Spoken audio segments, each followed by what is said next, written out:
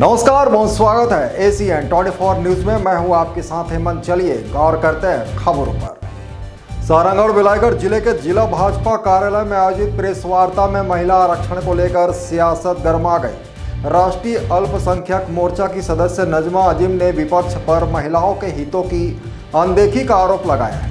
Press वार्ता के दौरान नजमा अजीम ने कहा कि भारत लोकतंत्र की जननी है और नारी शक्ति वंदन अधिनियम के जरिए महिलाओं को नीति निर्धारण में भागीदारी देने की कोशिश की गई। उन्होंने आरोप लगाया कि विपक्ष ने अपने राजनीतिक स्वार्थ के चलते इस पहल को कमजोर किया और महिलाओं को उनका अधिकार मिलने से रोका। भाजपा ने इसे महिला सम्मान का मुद्दा बताते हुए महिला आक्रोश रैली भी निकाली है और कहा है कि महिला आरक्षण बिल के पास होने तक विरोध जारी रहेगा।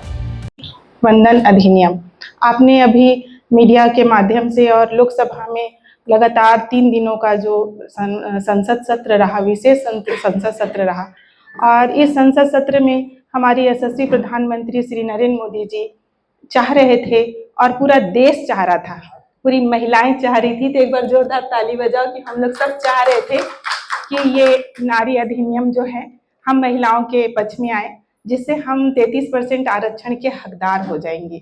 जब हम हकदार होंगे तो हम विभिन्न राजनीतिक गलियारों से निकल के हम लोकसभा तक पहुंचेंगे और देश के प्रमुख जगहों में पहुंचेंगे। जब हम किचन संभाल सकते हैं महिलाएं, तो हम देश चलाने में भी सक्षम हैं। और जहां महिलाएं हैं वहां पुरुष भी हैं, और पुरुष के सहयोग से, महिलाओं के सहयोग से ये देश आगे बढ़ा है। और भारत की एक परंपरा रही है कि हम पहले भारत में देवियों को पूजा जाता है, और देश के यशस्वी प्रधानमंत्री श्री नरेंद्र मोदी जी महिलाओं के लिए हमेशा लगे हुए हैं। आप देखेंगे कि जब 2014 में देश के यशस्वी प्रधानमंत्री श्री नरेंद्र मोदी जी का जब कार्यकाल आया और वो प्रधानमंत्री बने, तो उन्होंने सबसे पहले महिलाओं की चिंता की और हर महिला को शौचालय घर में पहुंच कराया, जिससे महिलाओं के सम्मान की उज्ज्वला योजना, तो हर योजना महिलाओं से उन्होंने शुरू किया।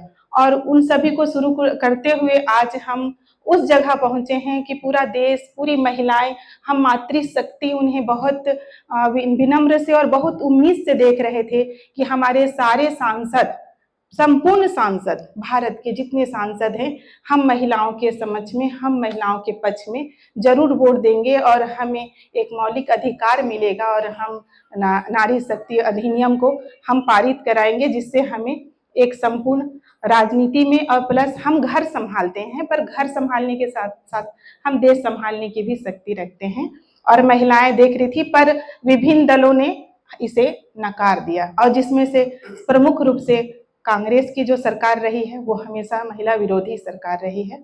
तो मैं आप सभी से ये प्रेस वार्ता के माध्यम से ये निवेदन करना चाहती हूँ कि आप भी कहीं ना कहीं पुरुष हैं और आप महिलाओं के संबंध में आगे बढ़ना चाहते हैं। आप खुद चाहते हैं कि आपके घर की महिलाएं, आपके घर की माता, बहन, बेटियां आगे बढ़े। हर पुरुष का एक सपना होता है कि उसका परिवार एक सक्षम परिवार हो।